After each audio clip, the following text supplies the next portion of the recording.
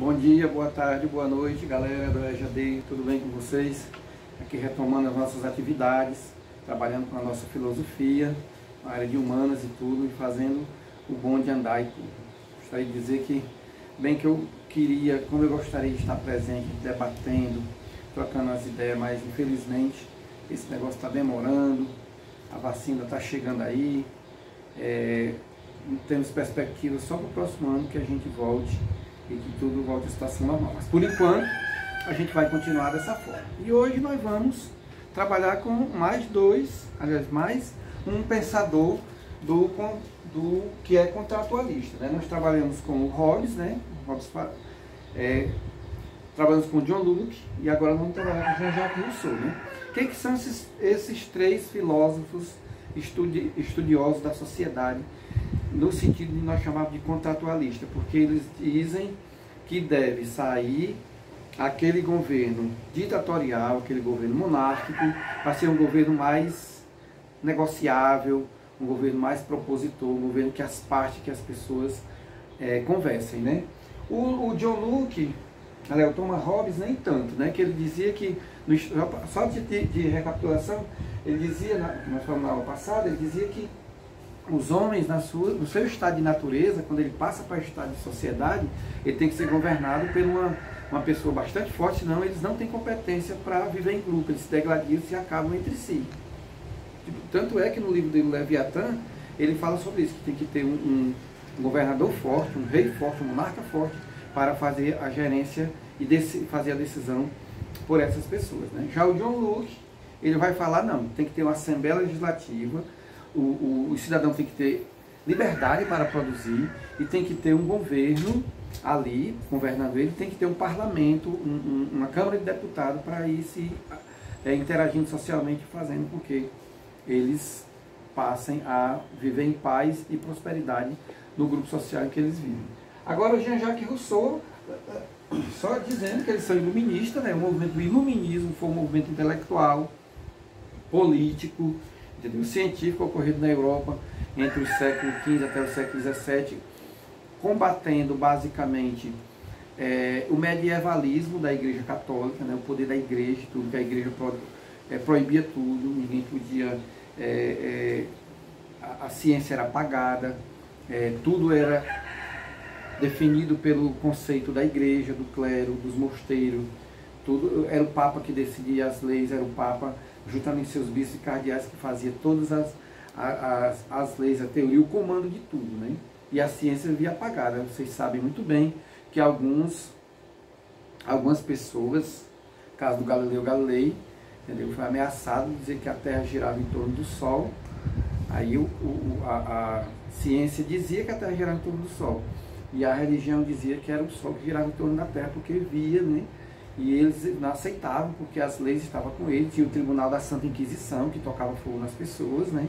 O próprio Charles Darwin, 20 anos depois que ele morreu, que quebrou o poder da Igreja, através dos iluministas também, foi que a teoria da origem das espécies veio à tona. E várias pessoas e tudo que falava de ciência, de nova descoberta, era considerada bruxaria, e a Igreja punia com o Tribunal da Santa Inquisição. Então esses intelectuais, esses três, o John Locke, Thomas Hobbes e Jean-Jacques Rousseau, como também o Montesquieu, que a gente vai estudar, eles foram filósofos, pessoal das cátedras, das universidades, que combateu esse pensamento retrógrado da Igreja Católica, aquela briga da ciência versus a religião, tá ok? Aquela coisa assim, o que é o divino, o que é o material. Então eles vieram, entendeu? Mais um, sendo aqui iluminista, né? Com o seu livre-arbítrio e o contrário social. Como é que ele dizia? Ele dizia que o homem nasce bom, mas a sociedade lhe corrompe. Você nasce perfeito, mas assim, a cultura, a política, as relações sociais passam a tornar o homem ruim, tá ok? Mas a educação intervém, ensina e o homem passa a ser bom e ele fazia a gerência da sociedade, segundo ele, né? O estado de natureza do homem é igual os índios brasileiros, aqueles índios que viviam nus, que viviam livres, que viviam felizes, que não tinham preocupação com nada, não tinham preocupação com família, não tinham preocupação em enriquecer, todo mundo vivia feliz e tudo. E ele dizia que a cultura piorava, mas assim, essa palavra cultura não está muito bem colocada, porque existem culturas e culturas, né? A cultura do índio era do povo selvagem, mas está dizendo cultura no sentido de saber, de conhecimento, de ciência. Quanto mais o homem estudava, mais piorava, porque aparecia o egoísmo, aparecia a ambição, aparecia o individualismo, segundo ele, né? Porque tudo isso foi fruto da propriedade privada, ou seja, quando alguém ficou uma estaca e cercou e disse que essa terra é minha, ele passou a ser, digamos assim, ambicioso, egoísta, ele passou a discriminar o outro, não pisa nessa terra que é minha, você não pode andar nessa terra que é minha, você não pode colher um fruto dessa terra que ela é minha, e aí passou a trazer o individualismo, coisa que antes, como a terra era de tudo, era de todos, os índios pastavam, caçavam, pescavam e tudo era de todos, não tinha essa questão dessa briga de você lutar por terra e você lutar pela propriedade privada. Então, quando nasce a propriedade privada, ele vai ver que vai nascer o individualismo, vai aparecer a exploração do homem mais forte, no caso, a título de comparação, patrão, versus o trabalhador, que seria, no caso, o explorado, né?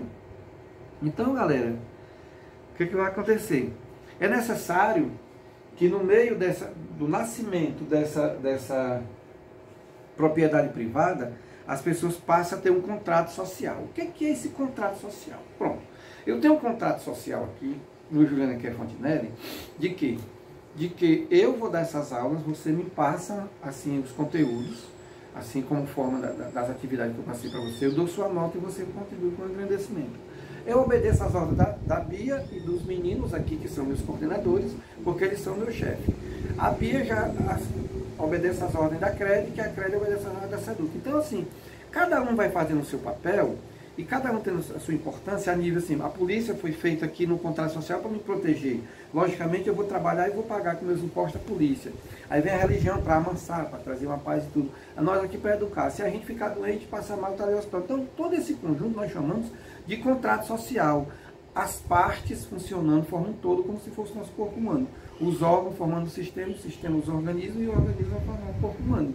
Um sempre dependendo do outro. Então, para que tivesse paz, segurança e justiça, era necessário que tivesse o contrato social, ou seja, o respeito entre as partes, a reciprocidade, a conversa, o diálogo, que isso, pessoal, tem no mundo geral. Isso é quebrado quando tem um sistema de ditadura, quando tem um golpe militar, quando tem um monarca que passa por cima dos direitos dos outros, um governante que nem aquele da Coreia, que não aceita partido político, que ele está lá desde a herança do pai dele e tudo, manda matar na hora que quiser, manda fazer tudo a seu bel prazer na hora que bem entender. Então isso aí já quebra um pouco desse contrato social que nós temos aqui no Brasil, tá ok?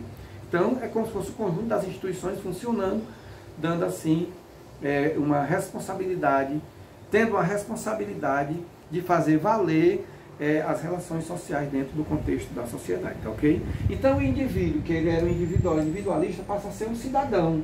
Quando ele conquista essa cidadania dentro do contrato social, ele passa a ter a liberdade, passa a ter a autonomia. E aí que é o papel da escola no contrato social. Ensinar a virtude, ensinar as coisas boas, porque nós não falamos agora recente que a sociedade vai corromper o homem, vai estragar o homem, que o homem nasce bom. Então a escola vai fazer com que esse povo seja bom, esse homem seja polido, seja dono de virtude, de valores, né? E uma coisa que o contrato social muito prioriza é o povo. O povo tem que ser soberano, não é monarca, porque eles estavam criticando a sociedade em que tem a teoria do direito divino dos reis, que tinha os monarcas, que tinha o poderio do Papa. Então ele já propõe nas universidades, nas suas obras, que o povo tem que ser soberano e tem que ter uma vontade geral. O que é a vontade geral do povo, galera? Tudo funcionar diante dos seus conformes. A sociedade como um toda pode funcionar diante das instituições, cada uma fazendo seu papel. Portanto, a vontade geral do povo ela é infalível, porque se o hospital falhar, se não tiver hospital, aí quebrou o contrato social, tá ok? E é indivisível. Indivisível por quê? Porque um organismo, uma instituição, um poder, seja executivo, legislativo ou judiciário, uma escola, uma universidade, não pode viver sem a outra. Ela é indivisível porque todos os organismos, a polícia, o hospital, o tribunal, o parlamento, a Câmara, a cadeia, a delegacia, tudo isso não dá para perder nenhuma. Ele é um corpo, o Estado é um corpo indivisível em que cada parte vai funcionar de acordo com as necessidades do povo, que ele é soberano, tá ok?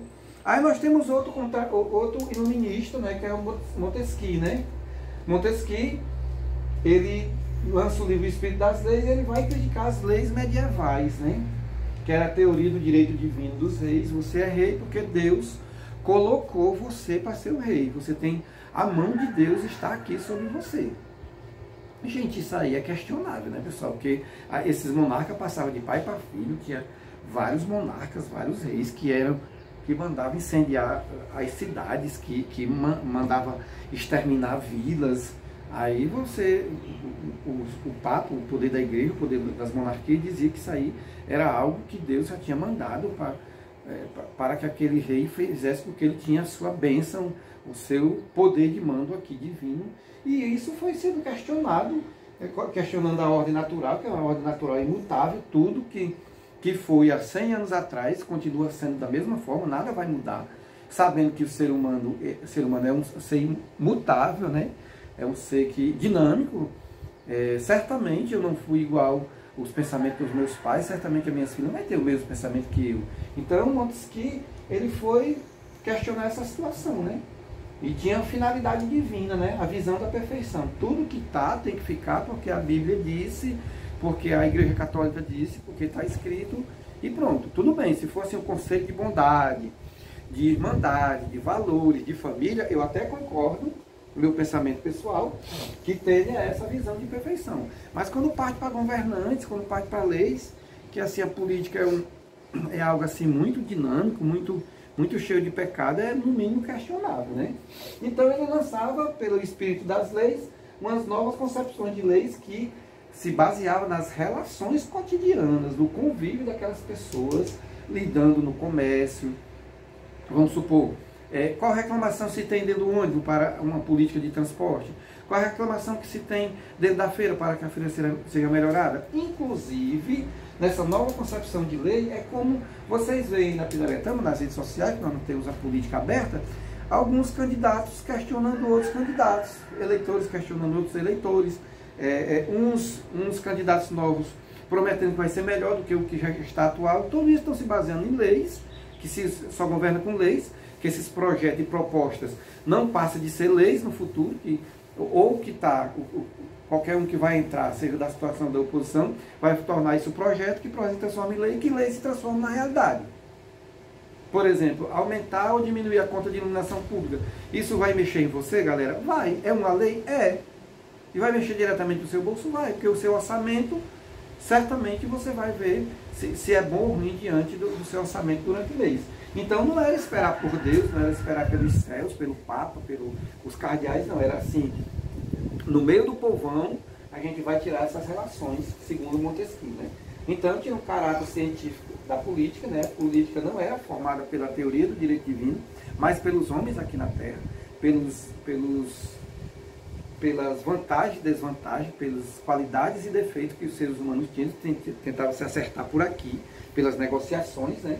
Aí essas leis vinham positivas, porque se baseavam como era que o comércio estava funcionando, os costumes e as tradições dessas pessoas, e a cultura dessas pessoas, além de religião que eles praticassem, não ia deixar de fora, questão de família, assim, o contexto social vivendo, funcionando, e eu observando onde é que se tem as falhas, para eu trazer o que, pessoal? De acordo com o texto, de acordo com o título, o espírito das leis, para que se organize uma sociedade. Qual a maior proposta dele? Dos três poderes, o poder executivo, o poder legislativo e o poder judiciário, que ele disse que qualquer poder, só é combatido por outro poder. Isso não é a verdade? Por exemplo, um policial tem um poder de prender, mas poder de abuso de autoridade, não vem a corregedoria para ele? Agora, recentemente, no Supremo, um ministro lá soltou um cara do PCC. O outro, achando que isso aí estava errado, não veio lá e não combateu, não pediu para prender o cara de novo. Então, um poder se combate com o outro. Então, esses três poderes: executivo, que é o Bolsonaro; legislativo, que é o Congresso e o Senado; e judiciário, que é o Supremo Tribunal Federal, eles ficam negociando, ficam fiscalizando um ou outro e conversando entre si para que as coisas funcionem direitinho. Se ficasse só um, certamente tinha abuso de autoridade, tinha violência, tinha tirania, entendeu? Por isso que nas propostas desses dois contratualistas formou os estados europeus, né?